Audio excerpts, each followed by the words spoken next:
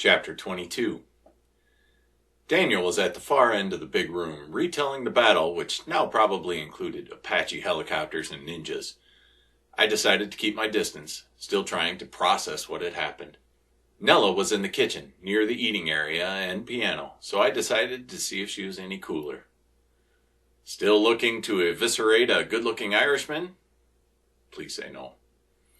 She laughed and pointed at the piano. How about you play me something? Nothing too snappy, my head hurts.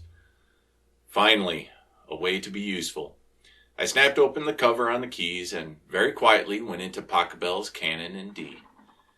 She leaned on the piano with her glass of scotch. Where's mine? Finn, that was a mess this morning. Believe it or not, nothing like that has happened in over a year. I should probably be thanking you. You kept him alive. His dog, too. You're probably having trouble processing everything you saw, right? I nodded, unsure of even where to start. Somewhere between dancing in a ring of fire to seeing a guy's head blown off his body in a pink foam. And let's not forget the cars floating 10 feet off the ground. You killed people, Nella. Nella just nodded and took another pull on her scotch. The way I see it, at least 3 people were going to die this morning. We just had to choose who. It easily could have gone the other way. I need to get better at this. Fast, I said. I was a liability this morning, and until I can defend myself, I'll be risking other people's lives.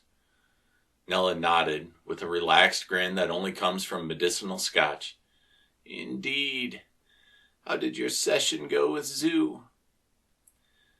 Well, let's just say that meditation is not my strong suit. My mind is always going too fast to completely turn it off. Oh, you are mistaken. Meditation is not about turning off your mind. Rather, it is about focusing your mind. Where do you go to clear your mind? What do you do? I do what I'm doing now, play piano. Are you saying I should bring a keyboard around with me at all times just in case of attack? Yes, very good idea, she replied while rolling her eyes. Focus is the key. Everyone has some way to achieve focus. Some people like to go jogging, some draw or paint. Others, like you and Mac, find focus while playing an instrument. Everyone has a natural strength that plays to their inner spirit, focuses their power. She had a point. I had supposedly cured my mother while playing piano. Beethoven's Moonlight Sonata. I hadn't played it since she died. The music shifted into a ballad with a bit of Ireland in it, something I learned as a teenager. Nella was content to just listen and let the music work. That's what I do. Tell me your thoughts about seeing your first battle, Finn. There must be a lot of questions your scientific mind is trying to tear apart. I mulled over where to start. How did Daniel lift 4 cars 10 feet in the air? I thought I was doing good lifting a dozen pillows, but that kid, damn. Nella flashed a proud motherly smile. There is a reason why the kingdom of heaven belongs to such as these. Children don't have all the emotional and mental baggage that we do as adults. When they are happy, they are happy. No guilt or other considerations. They merely exist fully in the moment. The power flows so freely through children. It is mind-boggling. The question was too obvious not to ask. Why then, Nella, is there only one kid here? You would think that most of the people with the power would be children since they wield it so freely. Where are all the kids? There is more to the story, sure. They can wield the power freely, but they have the least control over their focus, their mind. They are most susceptible to giving in to fear or anger. Yes, they can lift 4 heavy cars high in the air, but they can also be easily frightened and become totally powerless. You didn't answer my question. Where are all the kids? Nella swirled the last swallow of her scotch for a few seconds. The decision was made decades ago to stop recruiting children, since it became so easy for hunters to kill or capture them. And why would they capture them? To use as bait for a trap, or maybe ransom? No. They run tests on them, experiment with them. Nella withdrew slightly, like I had poked an old wound that never healed right. Daniel escaped from one of their camps, with the help of Shadrach. The stories he has told us are beyond belief. Apparently, the Fallen are trying to determine how to extract the power from people, like it is something that could be removed. Nella was shaking her head in disgust.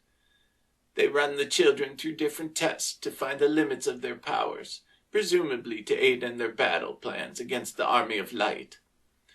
But that isn't the worst they do. They actually perform operations and medical procedures, trying to find ways to use or control the power, other than with the great virtues, obviously. Is that how he lost his hand? You should probably ask him to tell the story. If you haven't guessed, he's an avid storyteller. The basic story is that his ability to control animals was being tested. Daniel is perhaps the most impressive animal influencer with the power that I have ever met. It is no wonder that they wanted to know about his limits.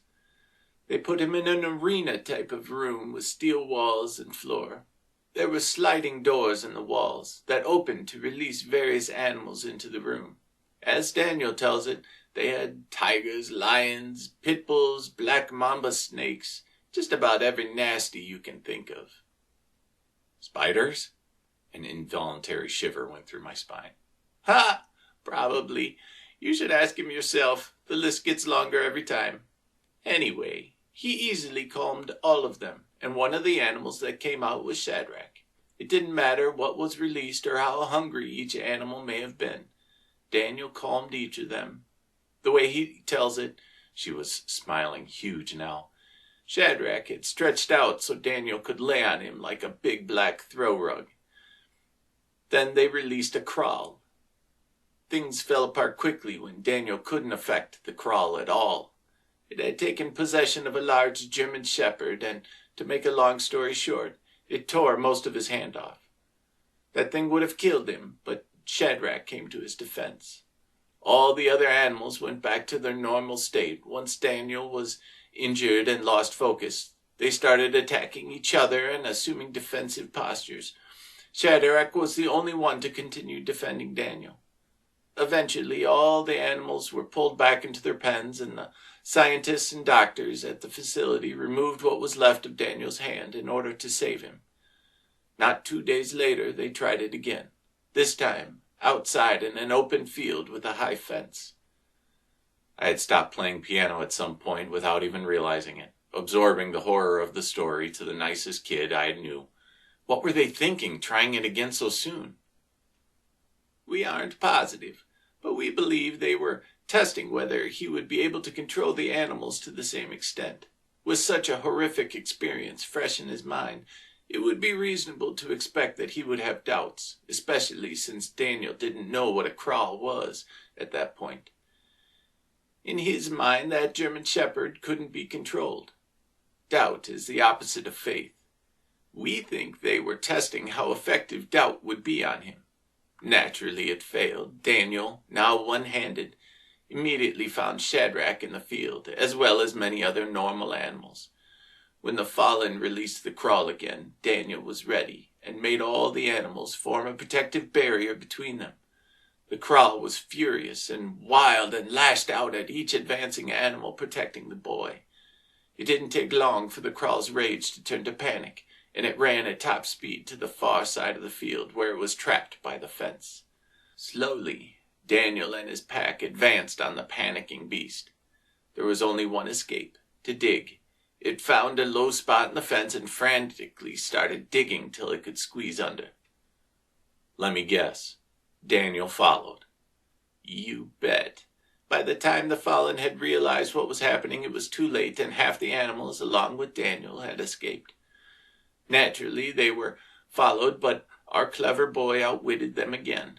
Instead of running, he climbed the nearest big tree and sent the animals out ahead as a large pack, as far away as he could reach with his will. At some point, the animals must have scattered, but no one really knows how far Daniel's will can reach. The search crews of Fallen followed the path created by the pack and then dispersed till all traces were lost.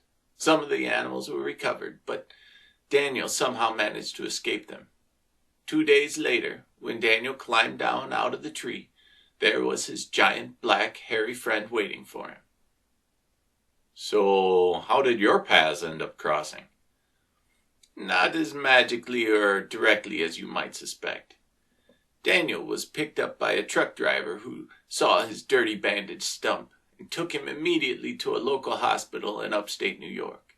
Normally, that would be a fatal mistake, to show up at a hospital if the fallen know that they injured you. It is pretty easy to kill someone in a hospital. But in this case, we had one of our people from a different cell stationed there, much like Gladys does at our hospital. She immediately snuck the boy out before the fallen could move in. From there, he and his dog bounced around to different cells, no one wanting to take on the risk of such a high-profile member. Eventually, he came here, and here he will stay until we all get restarted. Nella developed a bit of sadness in her tone and posture. It's not really fair to you to expose you to this level of danger, so I will give you the same offer I give to everyone. I have connections to many other cells across the country. Nearly all of them are safer than this one. Just say the word, and I'll take you myself. Not after all that scotch you downed, I said jokingly. Forget it, Nella. It just so happens I'm starting to like it here. Plus, you'll have to do better than that to get me to leave. Nella smiled and put a hand on my shoulder. I think that you still underestimate the people we are dealing with, Finn. What, you mean after the 12-on-3 gun battle we waged this morning? I still don't appreciate how dangerous the enemy is? Nella shook her head and said softly, Not how dangerous, how evil our enemy is. She took a deep breath and said, The hospital that took in Daniel after he escaped burned to the ground the next day. Arson was suspected, but never proven. 16 people died, all because they were mad that we took Daniel. I swallowed hard. Evil, indeed.